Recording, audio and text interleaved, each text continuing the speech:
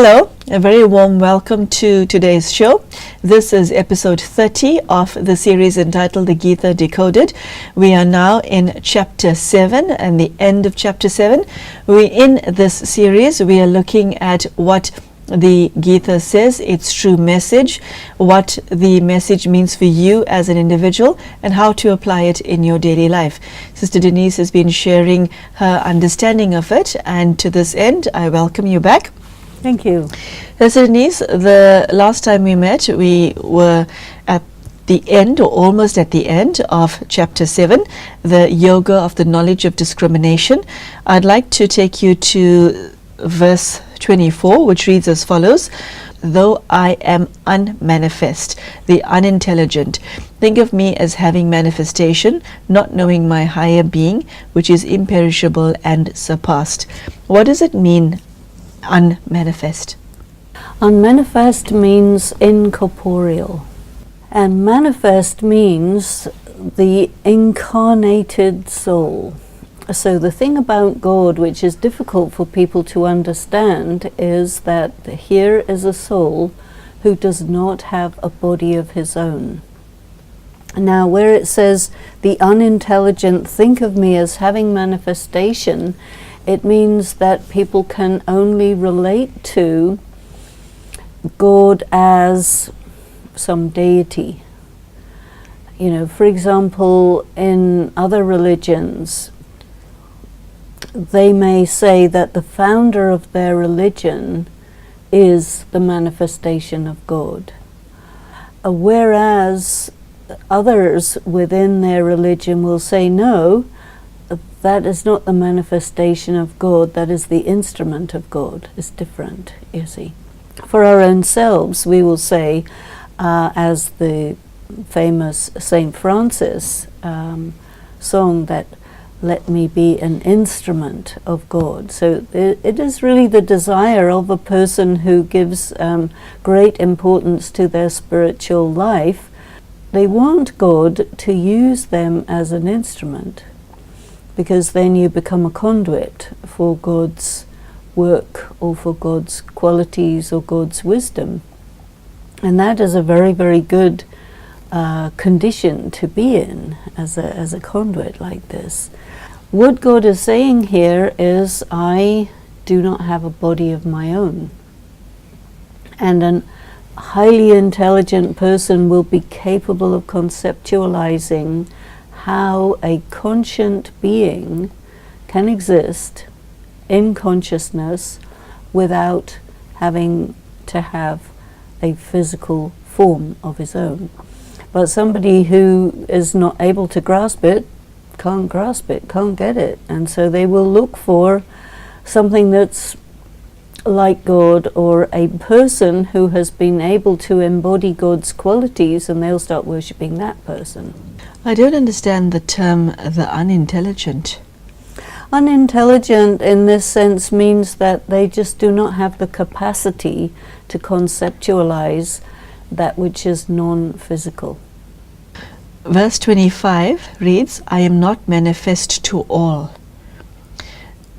What does that mean? That means those who are intelligent can grasp it. What type of intelligence are we talking about? The capacity to conceptualize non-material realities. That's very refined. Okay, that's a lot of words in one sentence. The capacity to conceptualize non-material reality, to understand the existence of the invisible. Yes. God is invisible.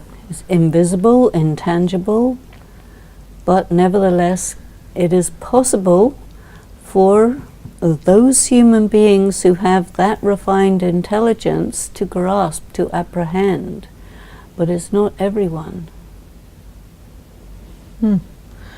If you're one like that, then it means that you are sort of responsible to enable somebody who can't grasp it to be able to grasp it through you.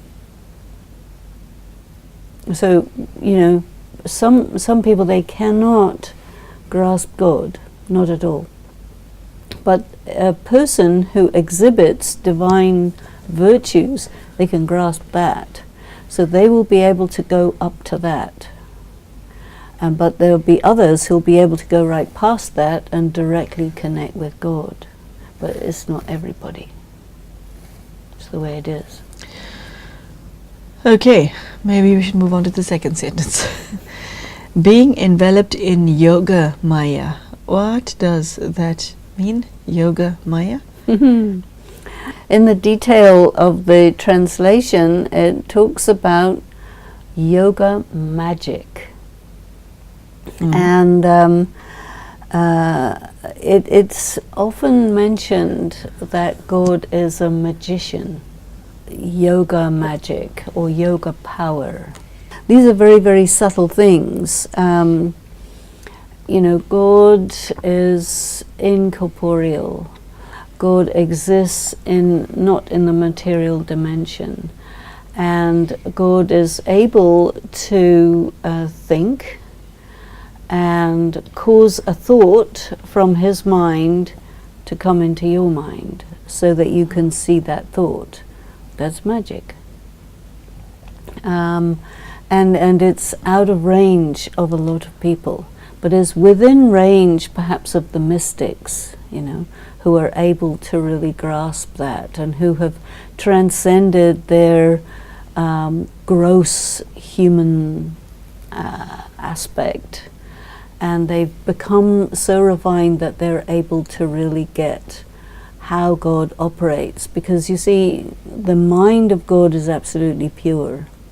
And the mind of God, the perception of God, God will see everything and know everything independently of it occurring. And that is out of range for most people. It goes on to say, this deluded world does not recognize me, the birthless and imperishable.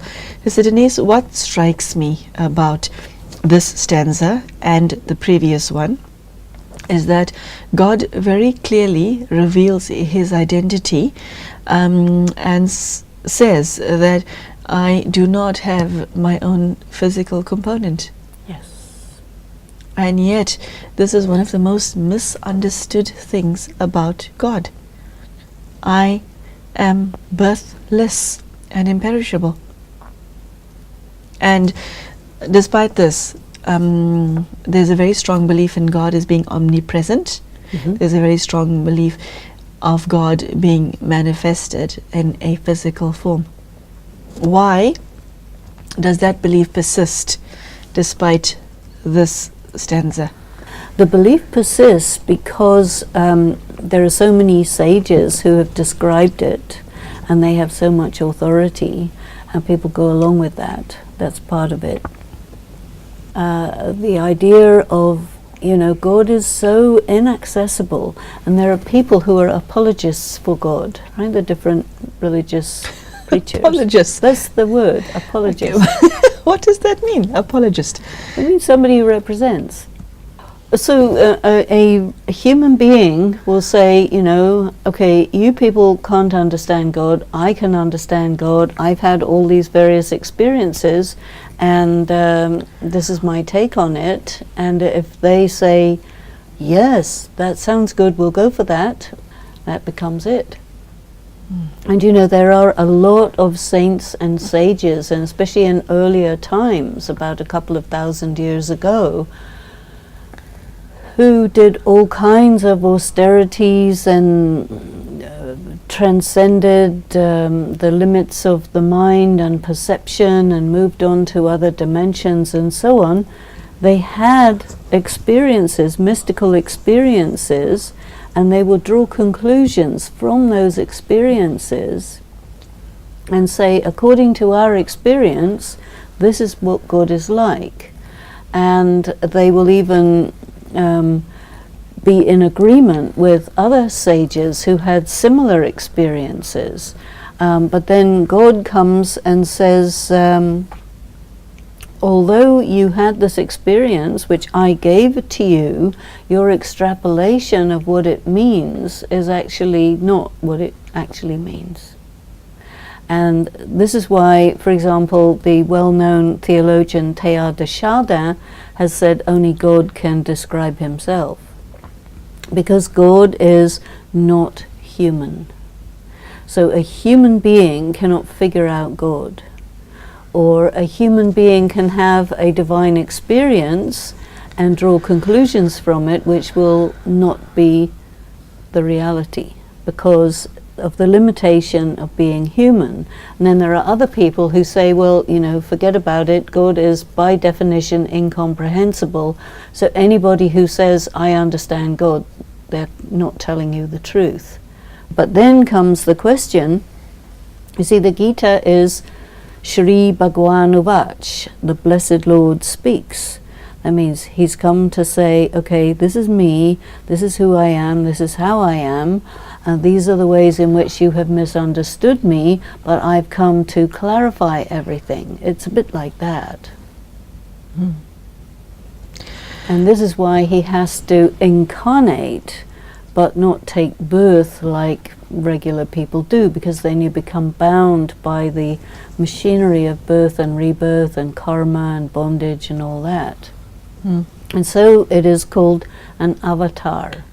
God will incarnate, speak, and when he has said what he has to say, he will go. Mm.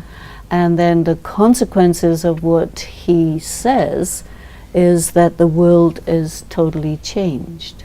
Because a person, the human beings, as it said in the earlier book, whenever there is the extreme of irreligion and unrighteousness, I come and I destroy irreligion and I establish true religion. So that means God does actually encounter humanity through a medium and speaks and acts and does his job and then disappears, but is so hard to grasp that for most people it's really out of range. Okay, you've answered my next question because the last line of verse 26 reads, but no one knows me. Yeah. Okay, Sister Denise, I think we've come to the end of this book. We fortunately do not have time to cover each and every stanza, but basically there's mention made of a rising of desire and hatred and the delusion that afflicts mankind. All of those things are obstacles, and people go to God with this. And then at the end of it all, worship me with firm vows. But I'm going to skip that entire part, and I want to go to the last verse of Book 7, the Yoga of the Knowledge of Discrimination. Those who know me as Adi Bhuta and Adi Deva, as well as the chief of sacrifice, they truly know me with steadfast thought, even at the hour of death. What do these two terms mean, Adi Bhuta and Adi Deva? It's God, the Supreme Being, the original divine being, you see.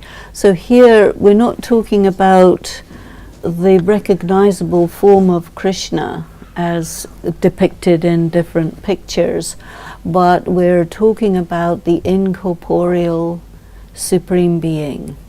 And in Brahma Kumaris we know this as Shiva, Shiva the benefactor, the seed, the zero. And of course the form of Shiva, the Shiva Lingam, actually is the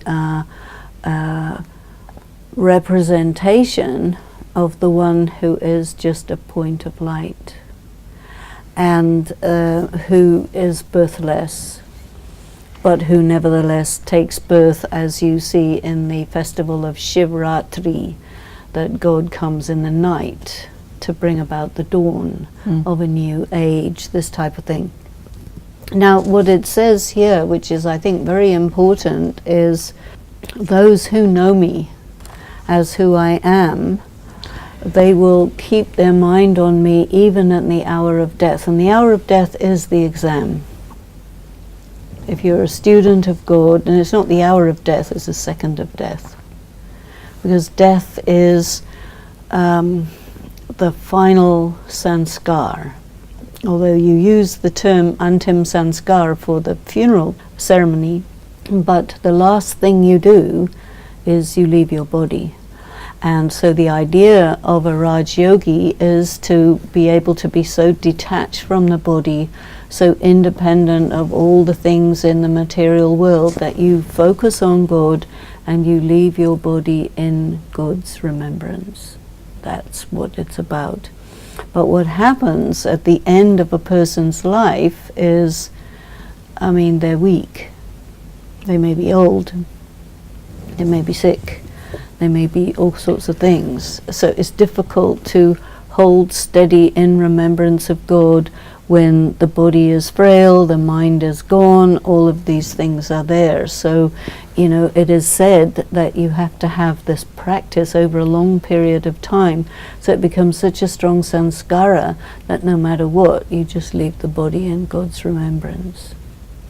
And that's a decision, there's a decision to turn away from the world, to know, okay, I'm going now, goodbye. Enjoy yourselves. Because attachment. Do the words itself have any specific meaning? Adi Deva?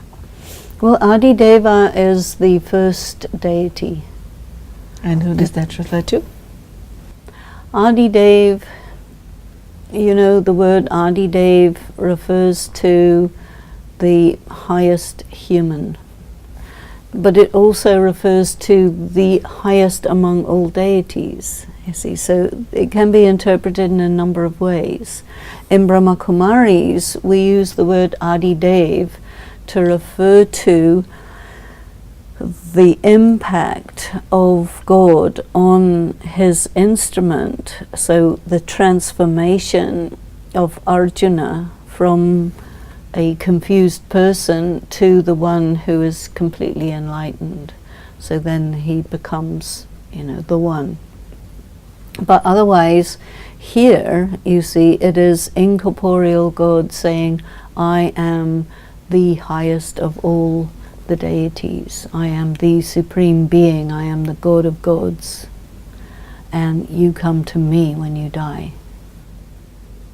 And this is very extraordinary, because God is ordinarily completely inaccessible. But here it is, he comes, he speaks, you listen, you figure out, what does this mean? And this is what is probably the most tangible thing about God, is what he says. And then you have to figure out, okay, how do I interpret this? How do I bring it into my life? The title of Book 7, The Yoga of Gyan and Vigyan. You see, so Vigyan is translated here as discrimination, but Vigyan really means what lies beyond knowledge. So in English we say physics and metaphysics, where metaphysics refers to the spiritual laws and physics refers to the material laws. So this is the Greek description of it. But in India, Gyan means spiritual knowledge, and then Vigyan actually means yoga. But here it's been translated as discrimination. That's the interpretation of the translator. Sister Denise, to remember God at the hour of death, that takes a lifetime of practice, does it not? Well, yes.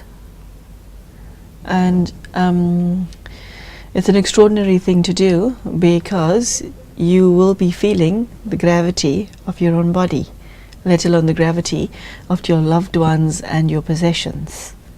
So what preparation do you specifically do to be with God at the time the soul leaves the body? If you leave the body at the end of a long life, the period of time leading up to that, you're pretty much thinking all the time about your death. People who are in their 90s, they just think about, I'm going to die. And they have to deal with, am I afraid of dying? Do I know how to die? By the way, I might not see you next time. So there's a whole process that takes a long period of time of saying goodbye and letting go because you never know when is the moment of your death. It is said for yogis that they know. And I have met yogis who would say, you know, I will be leaving in 5 years from now, and they do. But nevertheless, even though you know, you still have to go through it. Now, there are others who have untimely death. And even somebody who was known to me very closely, very young, you know, 18 years old, very young, saying goodbye to me, like a last goodbye. And then some time later there was an accident in which he was killed, and but he knew. So he says but doesn't say, you know. So there's something about the person who is very connected with God, who is always preparing for the death, because your death means you go to God. And so if in your life you are developing a relationship with God, it is that death becomes a gateway that you pass through, in which you leave your body behind and your spirit goes and you connect yourself with God. This is the good way to die. Pastor Denise, just before we finish today, I am drawn to verse 27, which reads, because of the arising desire and hatred, because of the deluding power of opposites, Arjuna, all beings fall into delusion at birth. And very clearly, this is cited as an obstacle to one's relationship with oneself and therefore to God. So the how to be is clearly stated, but also watch out for desire and hatred. Yeah, this is the thing. Attraction, repulsion. You know, you love your parents. The first thing you do, you want your parents. You don't want somebody who's not your parents. You're right in there from birth. The quest is to pull oneself out of these two polarities into neutrality. This is why there's been this concern of equanimity, to be neutral, to be beyond the pairs of opposites, and every sort of practice and angle and approach. Because only when you're neutral can you just let go of everything, the good, the bad, everything, fine, let go of everything. And specifically evil, that is mentioned in stanza 28. Yeah. Okay, Sister Denise, I think we'll have to say goodbye to you right now, and we'll have to cover the rest of chapter 7, and more specifically the synopsis in the next episode, because as usual, there's so much to say and so much to share. We've run out of time. So thank you so much for whatever you've shared today. I am sure those of you who are listening at home have been quite taken aback with this version. What strikes me the most about chapter 7 is that God reveals very clearly who he is and what he is not. And, you know, one cannot ignore these words, I am birthless and imperishable. So I will leave you with this question today, brothers and sisters. Do you really know who God is and what is your relationship with him? I think every soul who reads the Bhagavad Gita has that question in their heart. So thank you so much for joining us, and I hope we have given you some food for thought, and I hope to see you again next time. Take care and goodbye.